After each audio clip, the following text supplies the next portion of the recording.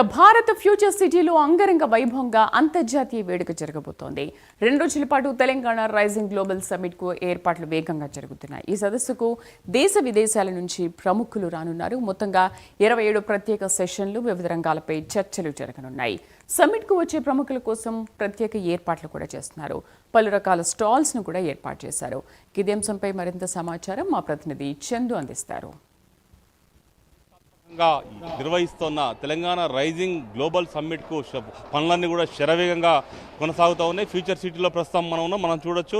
ప్రస్తుతం మీర్ఖాన్పేట, రంగారెడ్డి జిల్లా మీర్ఖాన్పేటలోని ఫ్యూచర్ సిటీలో ఈ సమ్మిట్ జరగబోతుంది. సుమారు 100 ఎకరాల విస్తీర్ణంలో సదస్సును నిర్వహిస్తున్న దేశ విదేశాల నుంచి పారిశ్రామికవేత్తలు, సినీ క్రీడా ప్రముఖులు కూడా హాజరు కానున్నారు. ముఖ్యంగా అంతర్జాతీయ ప్రమాణాలలో వేదికలు కూడా సిద్ధమవుతున్నాయి. ఇప్పటికే సదస్సుకు వెళ్లే మార్గాల్లో అడ్డంకులన్నీ కూడా తొలగించారు. ప్రధానంగా ప్రస్తుతం అన్ని శాఖల భాగస్వామ్యంతో ఈ సదస్సును, ఈ సమ్మిట్ను కూడా ప్రభుత్వం నిర్వహిస్తుంది. ప్రస్తుతం మనం చూస్తున్నాం ఈ వేదికలో మొత్తం 45 స్టాల్స్ కూడా ప్రభుత్వం ఏర్పాటు చేస్తూ ఉంది.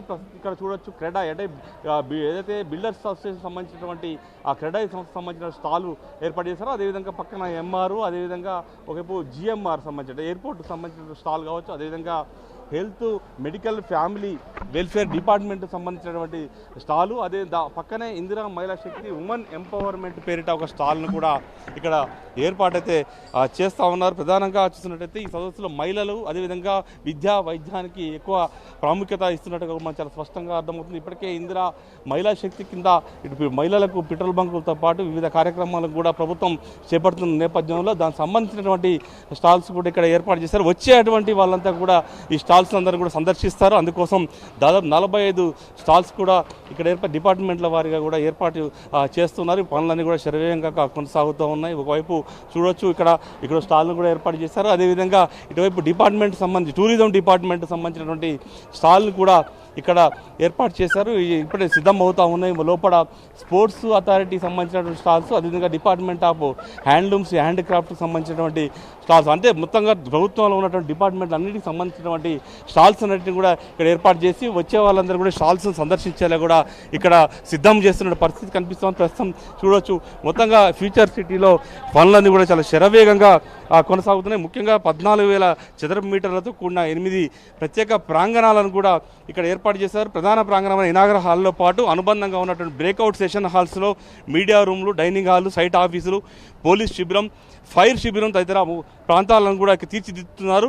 ముఖ్యమంత్రి రేవంత్ రెడ్డి దేశ విదేశ ప్రముఖులతో కలిసి చర్చించేందుకు వీలుగా ఇనాగరల్ హాల్కు అనుబంధంగా ప్రత్యేక గదులను కూడా సిద్ధం చేస్తున్నారు. మరోవైపు భోజనాల కోసం కూడా 3 డైనింగ్ హాల్లను కూడా ఏర్పాటు చేశారు. ముఖ్యంగా 6,500 చదరపు మీటర్ల ప్రాంగణాన్ని తీర్చిదిద్దిన పరిస్థితి కనిపిస్తూ ఉంది. మరోవైపు ఫ్యూచర్ సిటీలో ఇంటర్నెట్ సేవల కోసం తెలంగాణ ప్రత్యేకంగా ఫైబర్ గ్రిడ్ ఏర్పాట్లను కూడా చేసింది. మొత్తం 5G డాటా ఆధారంగా మొత్తం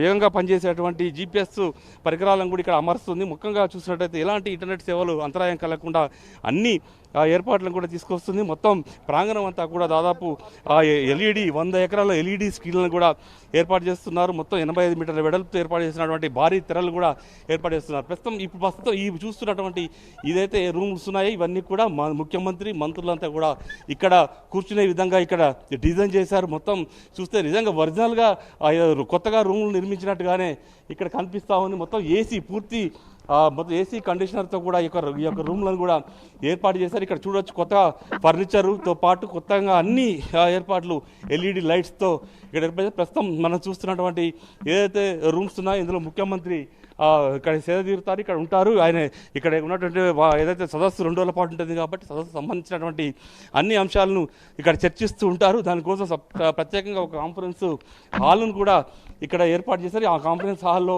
ఒక LED టీవీతో పాటు పూర్తి స్థాయిలో అన్ని సదుపాయాలు కూడా ఇక్కడ కల్పిస్తున్న పరిస్థితి కనిపిస్తుంది. దీనికోసం ప్రస్తుతం కొత్తగా ఫర్నిచర్ని తీసుకొని వచ్చారు. ఫర్నిచర్ ఇప్పుడే అన్ని ఇక్కడ దిగింది. ఈ ఫర్నిచర్ అన్నిటిని కూడా ఇక్కడ ఏర్పాటు చేస్తారు. ముఖ్యంగా చూసినట్టయితే మొత్తం అసలు ఫ్యూచర్ సిటీలో అంటే ఏమీ లేని చోట కూడా ఒక అద్భుతాన్ని సృష్టించినట్టుగా కూడా ఇక్కడ ఏర్పాట్లు అయితే కొనసాగుతున్నాయి. ఎందుకంటే ఇది దాదాపు హైదరాబాద్ సిటీకి దాదాపు 40-50 కిలోమీటర్ల దూరంలో ఇది ఉంది ఫ్యూచర్ సిటీ. ఇక్కడ ప్రస్తుతం అయితే మొత్తం ఒక అద్భుత నగరాన్ని నిర్మించినట్టుగానే ఇక్కడైతే మనకు ఈ దృశ్యాలు చూస్తే చాలా స్పష్టంగా అర్థమవుతుంది. ఎందుకంటే సుమారు 2,000 మంది దేశ విదేశీ అతిథులు సదస్సుకు హాజరవుతారు కాబట్టి వాళ్ళకి సేవలు అన్నీ అందించాలి కాబట్టి వాళ్ళకి ఎలాంటి ఇబ్బందులు కలగకుండా అన్ని ఏర్పాట్లు చేస్తున్నారు. ఇక మనం ప్రస్తుతం చూస్తున్నటువంటి రూమ్స్ ఏవైతే ఉన్నాయో ఈ రూమ్స్ అన్ని కూడా మంత్రుల కోసం ఏర్పాటు చేశారు. ఆ మంత్రులు ఇక్కడ కూర్చుంటారు, వచ్చేటువంటి డెలిగేట్స్ చర్చలు జరుపుతారు.